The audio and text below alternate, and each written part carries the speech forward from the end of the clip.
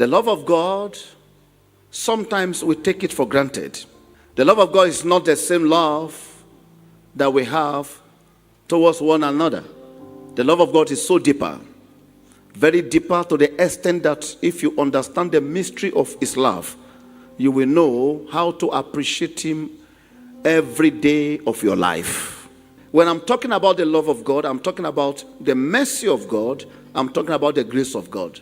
It is the love of God that kept us from January till now, and it's still the love of God that kept us during the previous years.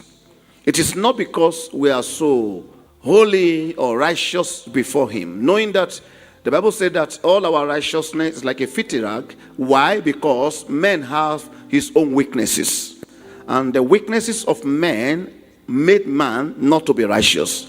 When you look at the love of God, you will agree with me, it is the love of God that makes you to overcome the attacks of your enemies. God only answers prayers not by figure of a person, but by the love that he has for the person. So it is by the love of God that prayers are answered. It is by the love of God that security is released over our lives. It is the love of God that gives us divine empowerment. Some will say, I am so strong, stronger than the strongest, because the one that is in me is bigger than the one that is in the world. It is the love of God that makes you to have such power and boldness.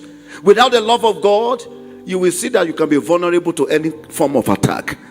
And it is the love of God that gives us comfort. Anytime you see that things are not going the way you want and there's no peace around your life, your prayers is not, it must not be against, oh, every enemy attacked me, die. If you pray that, God, I need your love, there is no enemies of yours that can stand when the love of God comes to prevail. They will not stand. So the love of God over your life is what makes you to be dangerous to your enemies.